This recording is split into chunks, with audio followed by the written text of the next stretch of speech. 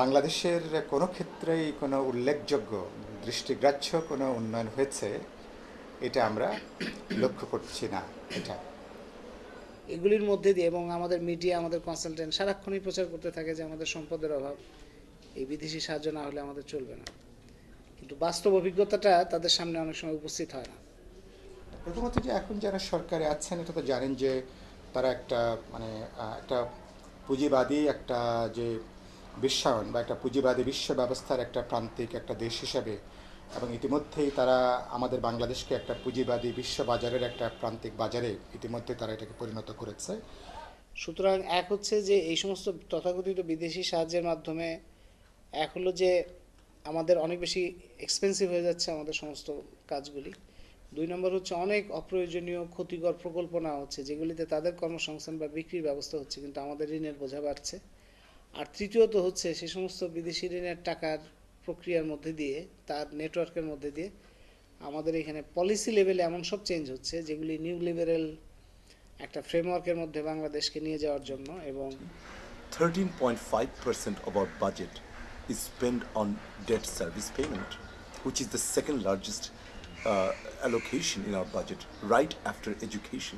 Part of the problem is rooted into the structure of the international market economy. You know, the dynamic between the powerful and the powerless, and the powerful using foreign aid as a tool for their own economic interests and geopolitical interests. তার ফলে national capability, research capability, intellectual capability, এই ক্যাপাবিলিটিগুলি বড় ধরনের ক্রাইসিসের মধ্যে পড়েছে। এই বিদেশি সাহায্যের প্রক্রিয়ার মধ্যে দিয়ে আমি নিজে মনে করি না যে এখন যে ক্ষমতার কাঠামো আছে এবং বাংলাদেশের মতো দেশগুলিতে সরকার, আমলাতন্ত্র, কনসালটেন্টের যে একটা ভিসিয়াস সাইকেল আছে, সেই সাইকেলের মধ্যে টাকা পয়সা যতই দারিদ্র্য বিমোচনের নামে আসুক, দুর্যোগ ব্যবস্থাপনার মধ্যে আসুক, সেটা এখানে অ্যাফ্লুয়েন্ট ক্লাসকেই লাভবান করবে এবং সেটা দেখা যাবে যে আরও বাঁধ তৈরি হবে, আরও প্রজেক্ট তৈরি হবে, আরও আমদানি অবস্থা তৈরি হবে এবং আরও গাড়ি হয়তো আসবে, কম্পিউটার আসবে, কিন্তু রিয়েল কজেস অফ পভার্টি কিংবা ভালনারেবিলিটি কিংবা ডিজাস্টার, সেই জায়গাগুলি অ্যাড্রেস করা এই সমস্ত টাকা পয়সা দিয়ে বা এই প্রক্রিয়া, এই সম্পর্কের মধ্যে দিয়ে হবে না। বৈদেশিক সাহায্যের নামে যেটা আসছে, তারা তবে কনসালটেন্সির নাম করে থেকে শুরু করে তারা তাদের আসল এবং সুদটাকে আবার তারা ফেরত নেবার নানা ধরনের প্রক্রিয়ার মধ্য দিয়ে, যেটা আপনি বললেন যে 70 থেকে 75% কার্যত এটা আবার তথাকথিত সে সমস্ত ডোনার দেশগুলোতে এটা আবার ফেরত যাচ্ছে। So we believe that the government that comes in power for since independence, actually they did not work much in favor of the people. The policies which are framed, which are supposed to help the poor, it is framed in such a way which is much more aligned with the free market economy, with the global context.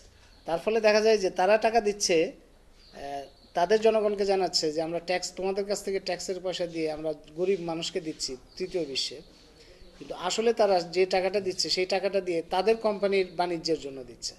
Contrary to popular assumption, foreign aid really doesn't constitute a major part of the economy of Bangladesh. এখানে বাংলাদেশে যেমন এখন বাংলাদেশে বর্তমানে foreign এডের পরিমাণ হচ্ছে, আমরা সব কিছু মিলায় যদি ধরি তাও 9-10 হাজার কোটি টাকার বেশি না। সেখান থেকে আমরা যদি ডেট সার্ভিসিং বাদ দিলে 6,000 কোটি টাকার মতো ফরেন এড হয়। তো 6,000 কোটি টাকার মধ্যে 5,000-5,500 কোটি টাকা হইল এমন ধরনের কাজ যে কাজগুলি আরও ক্ষতিকর হবে।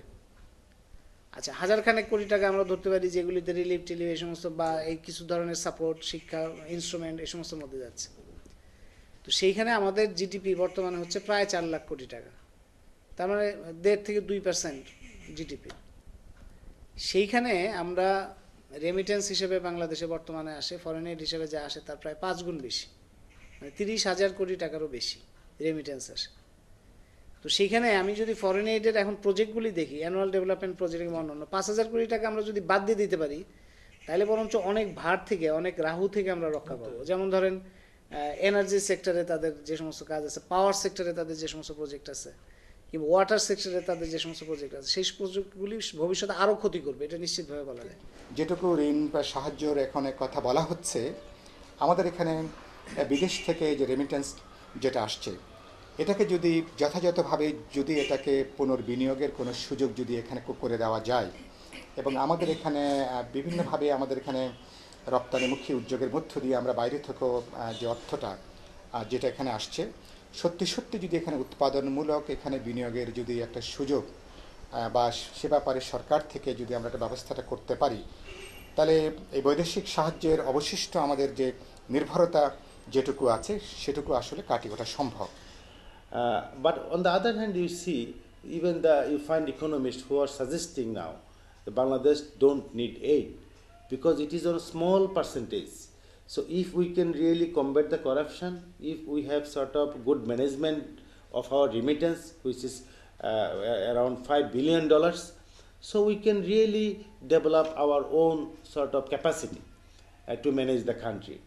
বৈদেশিক ঋণ বা পুরো প্রশ্ন এটা কেবলমাত্র একটি অর্থনৈতিক প্রশ্ন না, উন্নয়নের সমগ্র প্রশ্নটি, সমগ্র এই এই বিষয়টি এটা একটি অত্যন্ত গুরুত্বপূর্ণ একটি রাজনৈতিক প্রশ্ন এটা। ফলে এর সাথে একটা রাজনৈতিক চিন্তা, দৃষ্টিভঙ্গি, মতাদর্শ এবং একটা রাজনৈতিক আপনার সামগ্রিক চিন্তা, পরিকল্পনা, কর্মসূচি এর সাথে সম্পর্কিত। A major reason behind that is the lack of planning, the lack of decisiveness, and the lack of strength on the part of our government. I think our government lacks the imagination to build an independent economy by mobilizing internal resources. I mean, there's a rather unhealthy, dependency, collective psychology that operates within our government, within our political leadership. Even if you look at the mainstream economic figures, there's no reason to believe that we cannot actually build up an independent economy without being dependent on foreign aid. I mean, like I said, we're talking about only 7.9% of the budget. But the imagination is not there, the political will is not there. Right. And I think that is, the major problem. ডোনারদের যেমন ন্যূনতম কোনো জবাবদিহিতা আমরা দেখছি না, এভাবে বিভিন্ন সরকারেরও ন্যূনতম কোনো জবাবদিহিতা এটা আমরা লক্ষ্য করিনি। As far as Bangladesh goes, I think democratization is the answer. Democratization of the political system, where the political leadership is really accountable to people. Right now we have a political system where accountability is not the operative concept. And along with political democratization comes economic democratization and cultural democratization. Unless we can establish a truly democratic society where there's an organic connection between the government and the governed, the citizens and the political leadership, I don't think we can get rid of that unhealthy dependence on foreign aid. But we believe that if there is no condition, to certain extent selecting the priorities, government may take aid for its own causes, not it is just dictated by others. জনগণকে সাহায্যের নামে এক ধরনের প্রতারণার যে ফাঁদ, সেই ফাঁদকে আজকে এখানে স্থায়ী করবার একটা উদ্যোগ। আসার কথা যে ইতিমধ্যে আমাদের জনগণের বিভিন্ন অংশ তারা এই ব্যাপারে তাদের চেতনা বাড়ছে, তারা সচেতন হতে শুরু করেছেন এবং তাদের একটা প্রতিবাদটাও আগের যে কোনো সময়। And I think that initiative has to come from somewhere else, not from the government. I think that initiative has to come from people, the workers, the peasants, the grassroots development workers, the civil society intellectuals. I think that's where the initiative has to come from. And Bangladesh can really come up with, be a self-reliant one if it has sort of vision. Okay, as a country, we should be self-reliant. We should not be dependent on others. So there has to be an ideological struggle. There has to be a political, cultural struggle within the so-called developed countries. And there also has to be a political, economic, cultural struggle within the third world. And ultimately, it's a global struggle. I mean, foreign aid is never an isolated national issue. It's an international issue. It's a global issue. And if we want a meaningful, effective answer, we have to articulate the struggle on a global scale.